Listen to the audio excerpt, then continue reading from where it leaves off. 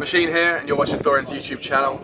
20-minute video for 2 minutes worth of content. Gold. North has won Dreamhack Masters Stockholm. They weren't even vaguely a favourite to win this tournament. No one even picked them as a dark horse and a team with an outside chance. That would have probably gone to the likes of MIBR. Perhaps there's a world in which people thought a team like Mouse Sports was capable of doing it. Nobody thought North could win this tournament. They were supposed to be a playoff team at best, and once they made the playoffs and drew Navi, it was supposed to be the end of their story. But there seemingly was a dreamhack of destiny, both for North, people in the org, and the players individually themselves, because to win this title, this big international title, one of the more prestigious ones in the circuit, they had to beat Astralis, world number one, the dominant team of this era, near unbeatable, it often seems, because not only did they dominate, but they very rarely drop maps. They're a team that's been so hard to beat. It's taken world-beating performances to ever see them slain. And consider this, Astralis not only had to be beaten, they were beaten twice by North. North beat them in the group stage to win the group, and then they beat them in the playoffs to win the title. Now, Astralis had lost 3 total offline best-of-3 series in the last 6 events played and 4 months or so of time. North beat them in 2 best-of-3s in this tournament alone. They managed to beat Astralis 16-1 on Dust 2.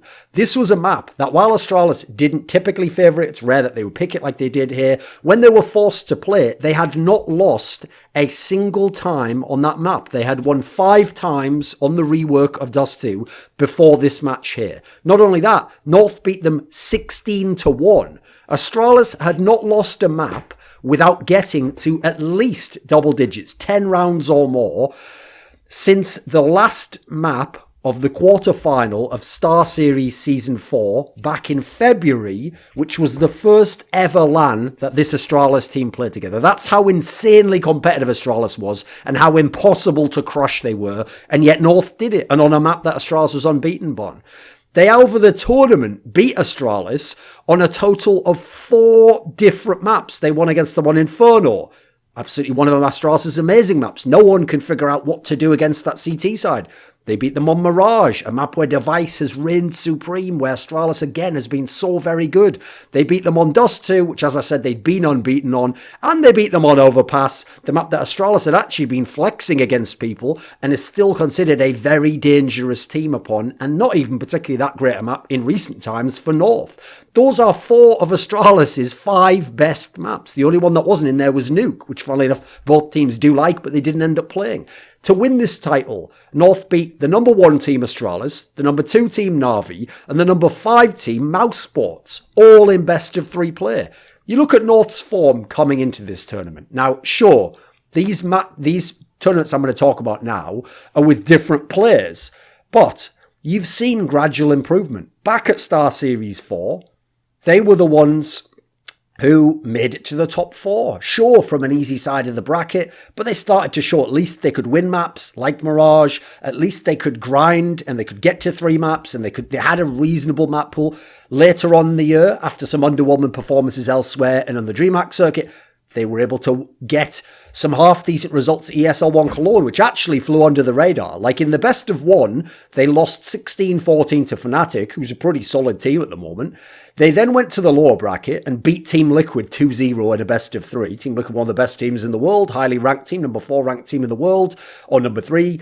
They then lost in 3 maps to MIBR, who themselves then went and lost in 3 maps to Big, the team that made it to the final. So actually not a terrible performance all in all, even though the placing looked terrible. I think it was like 9th to 12th or something. Then they took Mixwell instead of Mertz, and they went to DreamHack Valencia, and they won the tournament. Okay, wasn't the best teams there. People thought, yeah, well, maybe Mixwell just played well and this one-off time and they changed things up. So then they got Nico from Heroic and playing as an entry player, playing as a rifle player, and they made MSL the AWP. Now, obviously, MSL's not a high fragger normally. He's actually one of the lowest in the game. He's mainly known as a brain, not as an aimer. He's someone where he tried AWP in the past 3 years ago. It didn't work very well. And so you think to yourself, right, this definitely can't work, right? At best, it's going to be half decent. What do you know? They win a big international tournament. So, first of all, they won the group. A group that contained Astralis. Can't fuck around with that.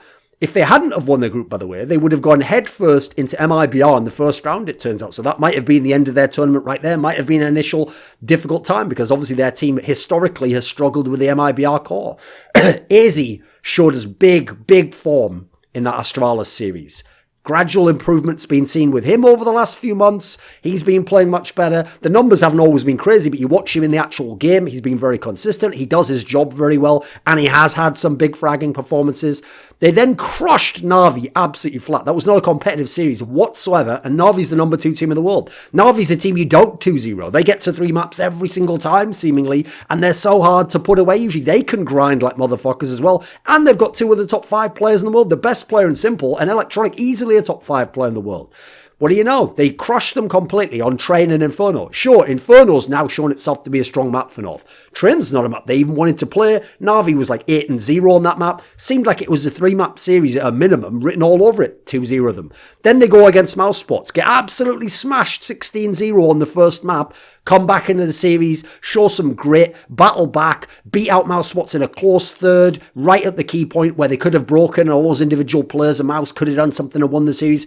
Into the final they go to play Astralis again. Now, if ever there was a series that had like, you just have to come second and the other team's going to win. This is it, because again, Astralis doesn't lose very often. You've just beaten them, and so they purposely flex the series so not all those maps are in it, and you have to play them on new maps. You can't use that again. They've watched your demos, they've watched you play all the other maps in the tournament. In theory, it's Astralis. This is when they're going to beat you, and historically, they always beat your team. They've got the players like Device to they're not scared in theory of a North team, but what do you know? They beat Astralis in the final as well. And that's with Astralis when they got fully rolling in the driving seat. Sure, 16-1 Dust 2, that was great. That was a great start. But Astralis looked dominant on Train, and that was supposed to be the map for North.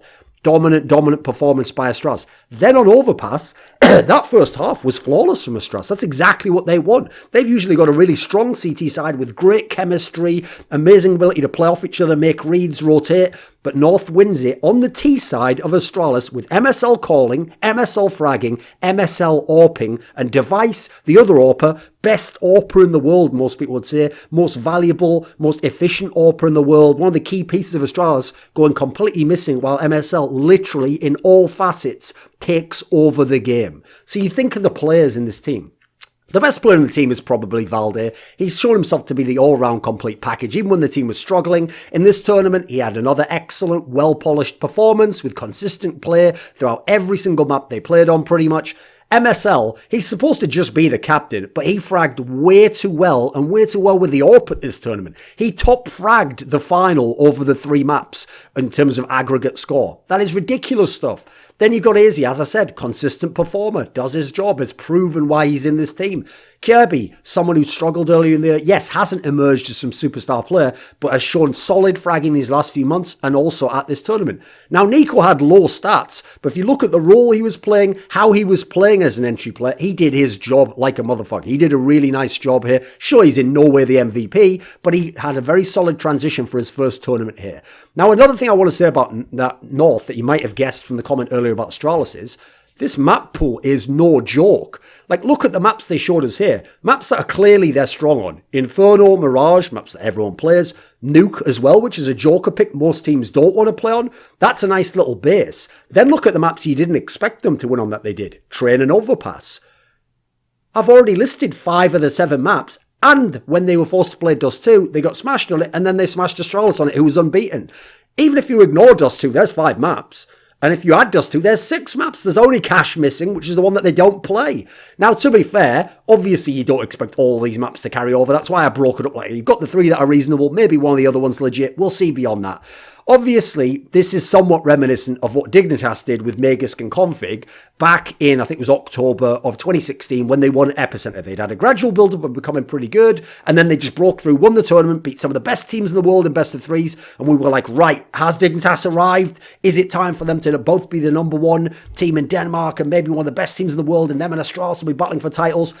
Whether or not that's going to happen now, it's too tough to say. No one saw this happening. Every single round, no one necessarily saw this happening. Certainly no one saw them winning the final, beating Astralis 2 times. So I don't think right now you can say anything. As Pimp did the right thing on the broadcast and said, you get a honeymoon period. You get a period where teams haven't paid all the attention to you. I want to see what happens when people break down MSL's AWPing and really go at him. And now I want to see when people, it's going to be hard, test the map pool, and we'll find out where the real weaknesses are. But obviously the crazy thing is the next tournament is the major. The next one is where if they have a really good period, if the honeymoon period continues and they can do well, this could be a chance to go deep in the major. And MSL has never been deep in the major. The best he's ever done was quarterfinals. This is his chance to go to the semi-finals. And in a scene where you look at some of the teams at the top right now, Astralis still incredibly solid. The worst they've done is like top 4, in this case make the final, still went to 3 maps, still in position to win the game potentially. But there's so many other teams with weaknesses. Navi's got them banged out here. Mouse Sports, yeah, they're very up and down. FaZe lost way earlier than expected. Team Liquid can lose to certain teams and have poor performances like North, like when they were at Star Series and they lost to NRG. NRG isn't even going to be there. MIBR still haven't shown us anything against elite teams yet. This is wide open. If a team like North, if they can really be legit, they can slide right into that top 5 and they can have a deep run at this major. So what a dream hack of Destiny. Destiny for MSL. Beating out his mentor as an in-game leader in Glaive. What a tournament for AZ, someone who hasn't been a top performer for like 3 years in terms of at the level you expect. Sure, he didn't give us like superstar numbers like he used to, but he's a really solid player and is really valuable at this point in time. Valdir, he was nobody a few years ago. He was playing on Heroic and then that was just a lesser team. Now he's on a team that's won a massive tournament. You look at Kirby, he made that crazy, very ballsy and bold decision to leave Astralis. Everyone made fun of him for months and months because Astralis got a lot better, which by the way doesn't really make sense because they wouldn't have been as good if he'd been there. Maker's arrival clearly added something, but now he's beaten Astralis and he's won a massive tournament himself. Pretty cool as it is. Actually turns out it made both teams better in the long run. And then you have Nico, a guy who was on Heroic, team that was going nowhere. They'd lost all their drive. Even some of the better players had gone and they were in Optic now. And now he gets his chance in North and he's shown to be valuable and he wins a big trophy immediately. So, and of course, there's Ave, who came in as the coach previously from the North Academy team, promoted to the main team, replacing long-time MSL collaborator Rugger. He's been able to prove himself in his coaching, bringing up these young players, helping decide who joins the team. Obviously, the legendary in-game leader of that MTW team 10 years ago in 2008, who was the best team in the world, one of the greatest tactical teams in Counter-Strike history, in-game leader of Zonic, coach of Astralis.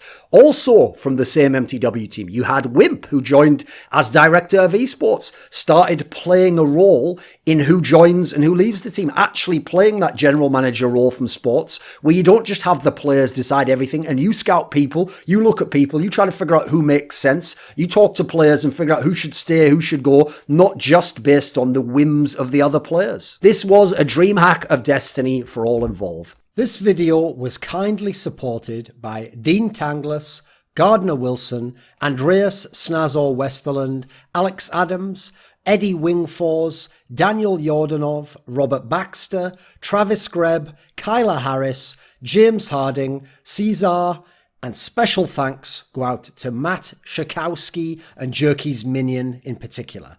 Want teasers for my upcoming content? How about asking me a question for my monthly AMA? Do you want to take part in a discussion about esports with me? How about suggesting a topic or a guest for my content? Put your money where your mouth is and join the Scrilluminati today.